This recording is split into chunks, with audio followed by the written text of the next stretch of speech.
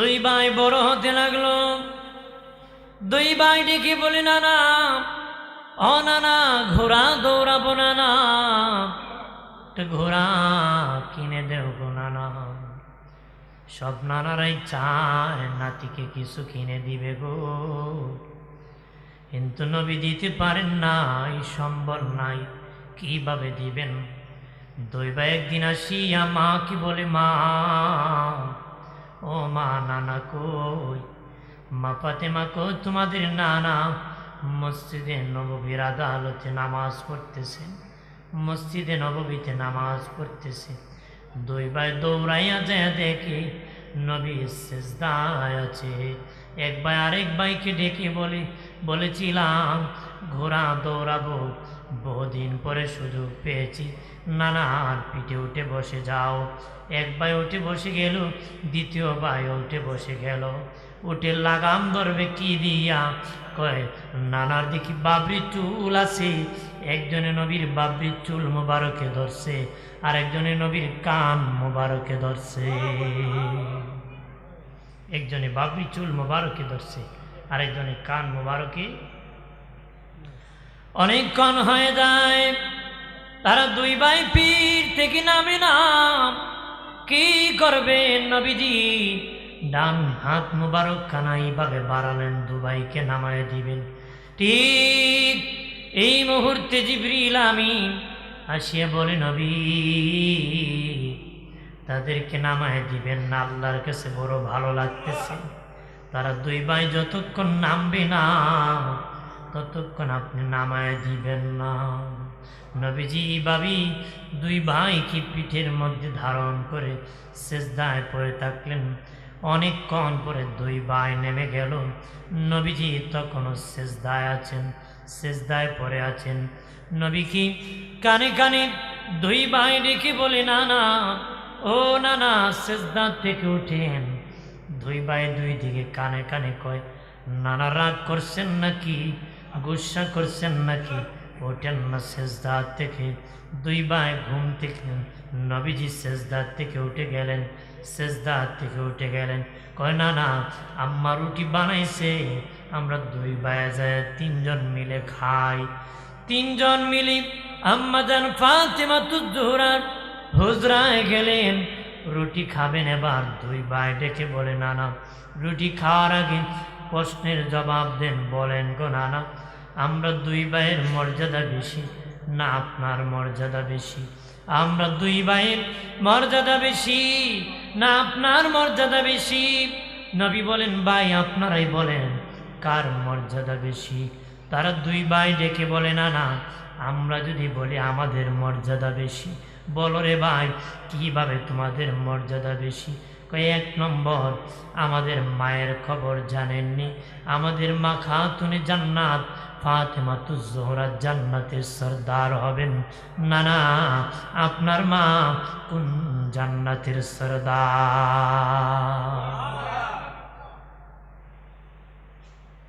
আমার মা জান্নাতের সরদার, আপনার মা কোন জান্নাতের সরদার বলেন? নবী কন্যার ভাই, তোমার মার দাম বেশি। সুবহানাল্লাহ। আর জোরে বলি। এবার ডেকে বলে, ভাই বলো রে, আরো পরিচয় বলো। বলে, না না, আমাদের বাবার খবর জানেননি, আমাদের বাবা শেরে খোদা আলী, আল্লাহর ভাগ, যুদ্ধের সেনাপতি, আমার বাবা যুদ্ধের সেনাপতি। না না, বলেন গো, আপনার বাবা কোন যুদ্ধের সেনাপতি? নবী কয়, না ভাই, তোমার বাবা যুদ্ধের সেনাপতি, আমার বাবা কোনো যুদ্ধের সেনাপতি না। এবার শোনেন নানা, আমাদের নানির খবর জানেননি, আমার নানি যত ধন সম্পদ আছে ছিল আপনাকে দান করে দিয়েছিলেন, সম্পদ দান করে দিয়েছিলেন। আপনি যখন গারে হেরাত থেকে কালেমার দাওয়াত নিয়ে এসেছিলেন, সর্বপ্রথম আমার নানি গ্রহণ করেছিলেন, আমার নানি গ্রহণ করেছিলেন। আমার নানি প্রথম মুসলমান, আপনার নানি কত নম্বর মুসলমান? না রে ভাই, তোমার নানি প্রথম মুসলমান। এবার শুনেন নানা, আমাদের নানার পরিচয়, আমাদের নানা রাহমাতাল লিল আলামিন, শফিউল মুজনাবিন, ইমামুল মুরসালিন, খাতামান নবীন, খতিবুল আম্বিয়া, ইমামুল আম্বিয়া, আমাদের নানা শেষ নবী। আপনার নানা কোন নবী? নবী কয় না না, তোমাদের নানারও অনেক দাম বেশি, এই হিসাবে নাতিরা তোমাদের দাম আমার চেয়ে বেশি। তোমাদের দাম কি? মূলত নবীর কারণেই কি দাম বেশি, নবীর কারণে কি দাম বেশি। কিন্তু এগুলা হলো নানা নাতির প্রেমের আলোচনা। নানা যত বড় ডিসি হোক, নাতির কাছে খায় নাকি? নাতি ওইটা দাড়ি মারি সিরা হয়, কতক্ষণ ঠিক কিনা? হ্যাঁ, এটা নানা নাতির প্রেমের খেলা। নবী ওই যে কথা বলতেছেন, নানা নাতির ভালোবাসার খেলা। সুবহানাল্লাহ কন্যা, আরো জোরে কর। এবার দুই ভাই ডেকে বলে, নানা, ও নানা, বলেন এবার একটা সমাধান হয়েছে, আর একটা সমাধান করেন। বড় ভাই বলে, তার মর্যাদা নাকি বেশি? আমি বলি, আমার মর্যাদা বেশি। কিসে? কার মর্যাদা বেশি একটু বলে দেন। হাসান বলে, হাসানের মর্যাদা বেশি। হুসাইন বলে, হুসাইনের মর্যাদা বেশি।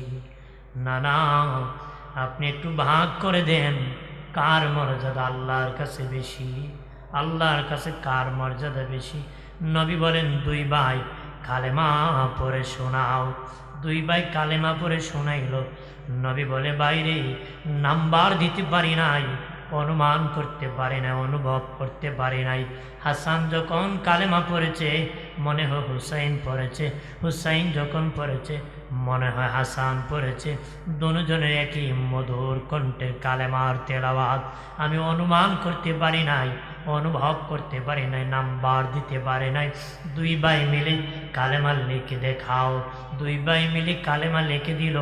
নবী বলেন, আমি অনুমান করতে পারতেছি না কার লেখা কোনটা। হাসানের লেখার দিকে তাকাইলে মনে হয় হুসাইনের লেখা, হুসাইনের লেখার দিকে তাকাইলে মনে হয় হাসানের লেখা। আমি নাম্বার দিতে পারতেছি না। তোমরা দুই ভাই দাঁড়াও, দেখি কে কার চেয়ে লম্বা হয়। যে বেশি লম্বা হবে তার মর্যাদা আল্লাহর কাছে বেশি হবে। নবী ভাবলেন, হাসান 11 মাসের বড়, হুসাইনের চেয়ে একটু উঁচু হতে পারে। দুই ভাই যখন দাঁড়ায় গেছে দেখা যায় সমান সমান। জিবরিল আমিন আসিয়া বলে, নবী এইভাবে হবে না, স্কেল নেন, মাপ দেন। মাপ দেওয়ার পরে দেখে সমান। জিবরিল কো, নবী আল্লাহ বলেছেন তারা দুই ভাইয়ের মর্যাদা আল্লাহর কাছে সমান। আর জোরে বলি, ভাইরা আমার খেয়াল করেন, ভালো করে। দয়াল নবী বাবাজি তাদের খাবার দিতেন। বাবাজি যখন খিদা লাগতো, ঘরে পাক হতো না, আল্লাহ নবীর দরবারে আসতো। নবীর নূরের চেহারার দিকে তাকাইলে খিদা নিবারণ হতো। জিব্বা চাটতো, বাবা খিদা নিবারণ হয়ে যেত। হযরতি আলী রাদিয়াল্লাহু তাআলা ঘরে খাবার নাই। একদিন আল্লাহ নবীর হুজরার দিকে উকি ঝুঁকি মারতেছেন, একবার তাকান আর একবার পিছনে যান। দিনে নবী বলেন, আলী রে, এ আলী, বারবার এইভাবে কেন রে তাকাইতেছো? হযরতে আলী বলেন, কিছু না নবীজি। নবীকে বুঝতে পেরেছি ঘরে মনে খাবার নাই। যাও রে আলী, সামনে একটা খেজুর গাছ আছে, ওই খেজুর গাছকে বলিও আমি রাসূলুল্লাহ বলেছি খেজুর দেওয়ার জন্য। হযরত আলী বলেন, খেজুর গাছের কাছে গেলাম, খেজুরের সময় না, খেজুর গাছে কোনো খেজুরও নাই। আমি বলা, ও খেজুর গাছ, নবী বলেছেন আমাকে খেজুর দাও। হযরত আলী বলে, আল্লাহর কসম কে বলি, বলতে দেরি খেজুর গাছ থেকে পাকা পাকা খেজুর জমিনে পড়তে দেরি হয় নাই। ভাইরা আমার, প্রাণের বাবাজি খেয়াল করেন, হযরতে আলী রাদিয়াল্লাহু তাআলা আনহু বাবাজি, তাদের বাবা তাদের মা হলেন ফাতেমাতুজ জোহরা। ঘরে খাবার থাকতো না কিন্তু ঝগড়া নাই। বাবাজি কোনো ঝগড়া নাই, কিন্তু আজকে ঘরে আমাদের খাবারের অভাব নাই, খিলাখিলির অভাব নাই, গুতাগুতি মারামারির অভাব নাই। এদের ঘরে খাবার ছিল না, তাদের ঘরে ঝগড়া ছিল না, কিন্তু আজকে খাবারের অভাব নাই, ঝগড়ারও অভাব নাই, ঝগড়ারও অভাব নাই। তাদের ঘরে শান্তি ছিল, রহমত ছিল, বরকত ছিল। সুবহানাল্লাহ। কেন? তারা আল্লাহর প্রতি খুশি ছিলেন, নবীর প্রতি খুশি ছিলেন, রাজি ছিলেন। সুবহানাল্লাহ বলেন। বেশি পড়ি আল্লাহুম্মা সাল্লি।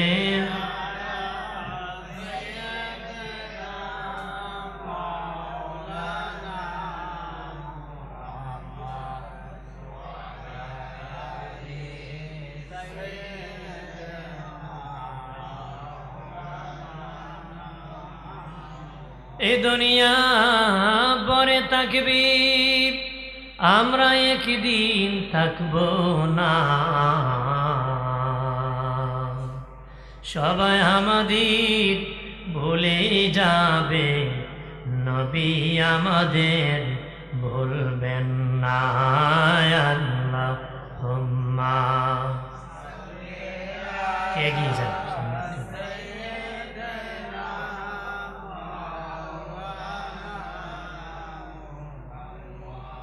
ওয়ালা আলি।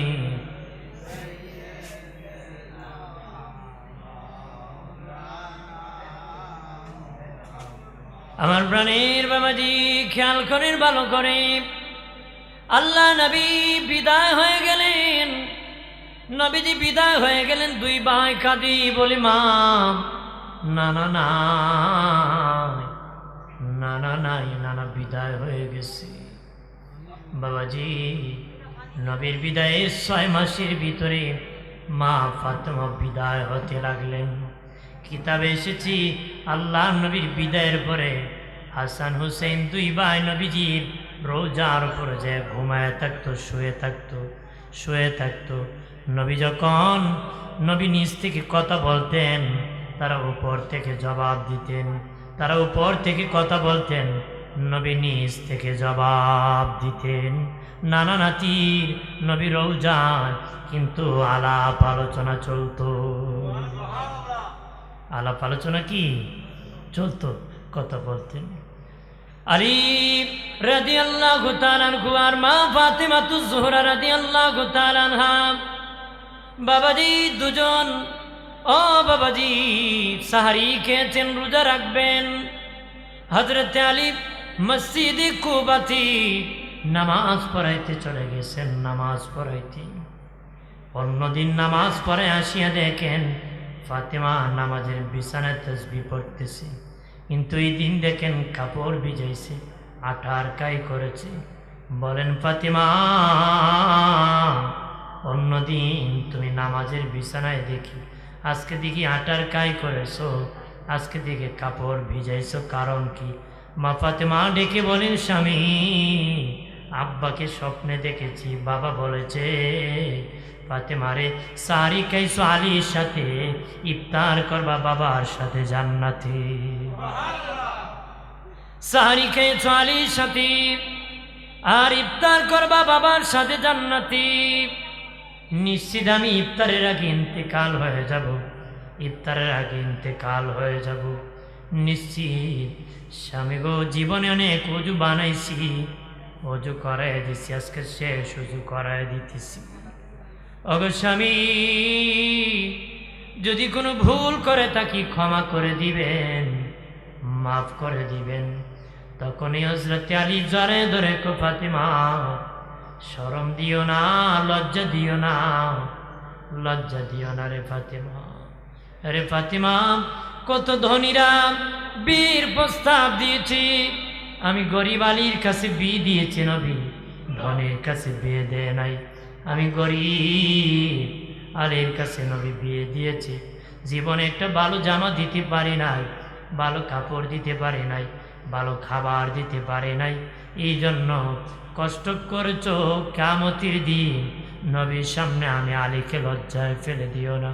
আর এই দেখি নবী হাসান হুসেনকে ডেকে বললেন, এ হাসান হুসেন, যাও যাও, বাড়ি যাও, তোদের আম্মা আজকে বিদায় হয়ে যাবি।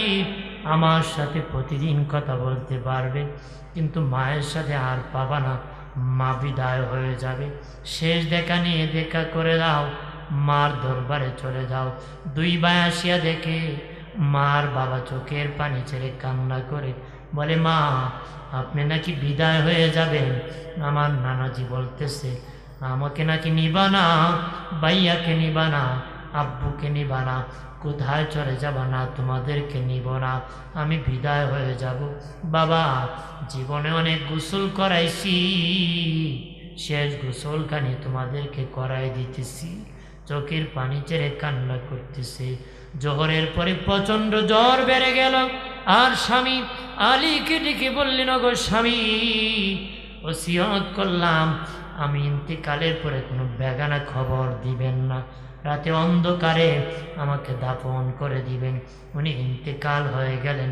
এর আগে নামাজের বিছানায় বসে নামাজ পড়ি, দুই হাত বাড়ায় বলেন, আল্লাহ ও মালিক আমি ফাতেমার জিন্দেগীর ইবাদত তুমি কবুল করো, আমার সন্তানের শাহাদাতগুলো তুমি কবুল করো, আমার বাবার গুনাহগার উম্মতকে তুমি ক্ষমা করো, আমার বাবার গুনাহগার উম্মতকে ক্ষমা করো।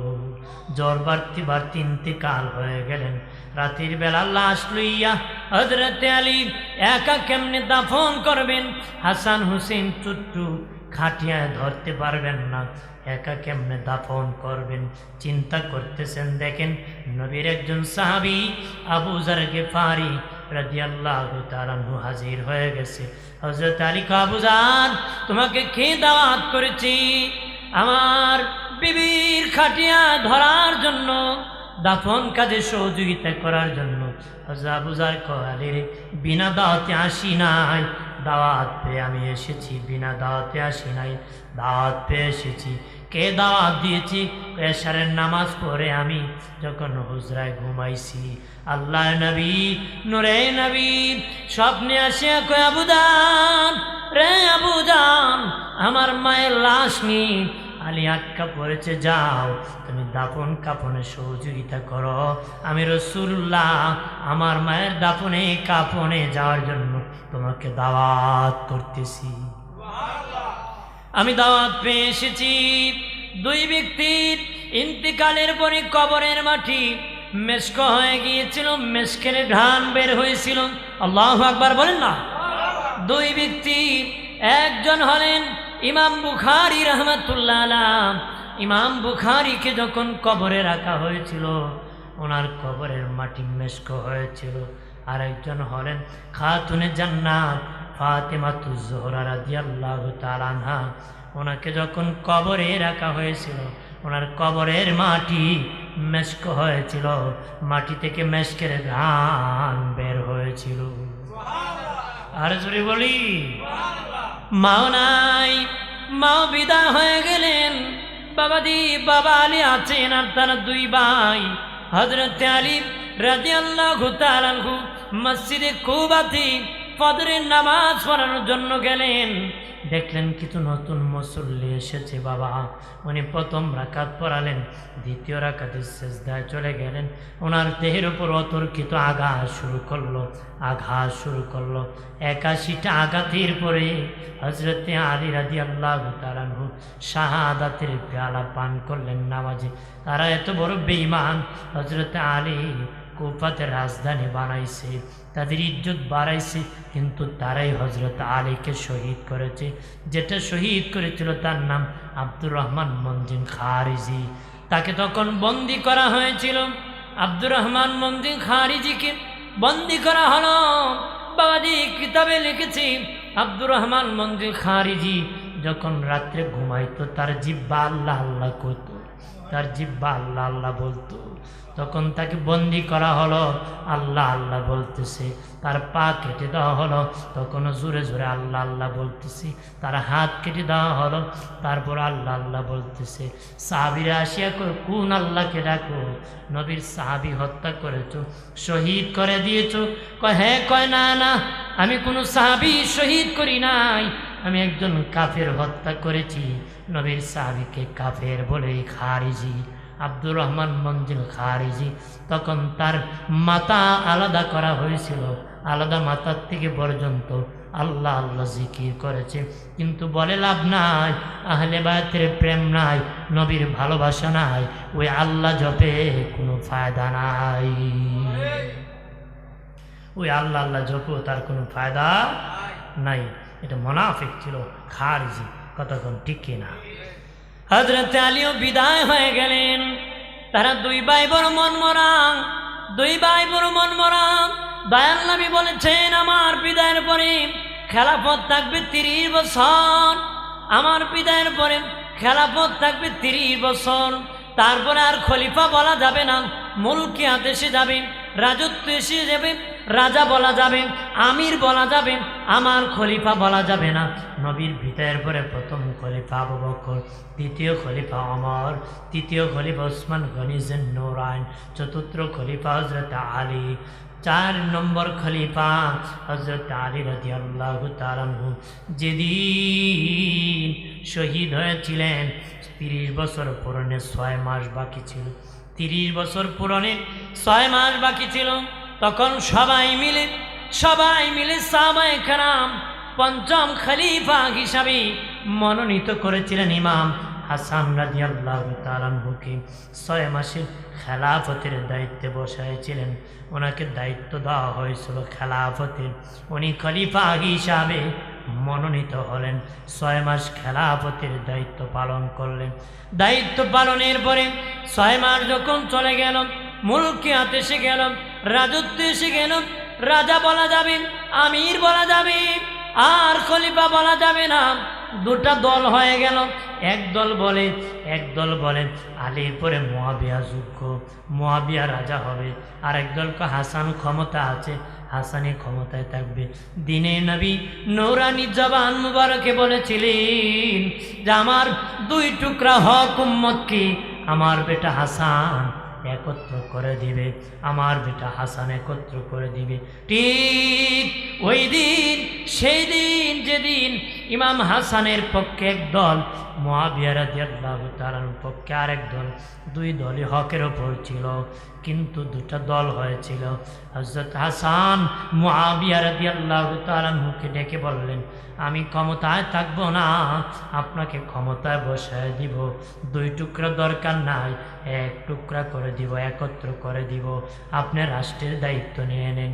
তবে গো মুয়াবিয়া, আমার কয়েকটা চুক্তি আছে, এর মধ্যে একটা চুক্তি হলো, আমি যখন আপনি যেদিন বিদায় হবেন, আপনার পরে ক্ষমতায় বসবো আমি হাসান, আমি যদি না থাকি আমার ভাই হুসেন ক্ষমতায় থাকবে। এই মর্মে সই করে দেন। কয়েকটা চুক্তির মধ্যে এটা হলো একটা চুক্তি, সই করে দিলেন। আমার বিদায়ের পরে হাসান আপনি গদির মালিক হবেন, যদি আপনি না থাকেন হুসাইন গদির মালিক হবেন। এই মর্মে সই করে দিলেন। বাবাজি চলে গেলেন মদিনায় চলে গেলেন, রাষ্ট্রের দায়িত্ব পালন করতেছেন মুআবিয়া রাদিয়াল্লাহু তাআলা আনহু। আর ওনারই একজন সন্তান ছিল, নাম রেখেছিলেন ইয়াজিদ বাবা। ওই ইয়াজিদ বাবাজি মুআবিয়া রাদিয়াল্লাহু তাআলা আনহু একদিন দিনে নবীর কাছে আসিয়া বলেছিলেন, ইয়া রাসূলুল্লাহ নবী, আমি ভীষণ অসুস্থ হয়ে পড়েছি, আমার বিমার কেমনে ভালো হবে? নবী বলে, মুআবিয়া তুমি একটা বিয়ে করতে হবে, তাহলে তোমার বিমার ভালো হয়ে যাবে। হযরত মুআবিয়াকে নবী বলেন, মুআবিয়া রে তুমি বিয়ে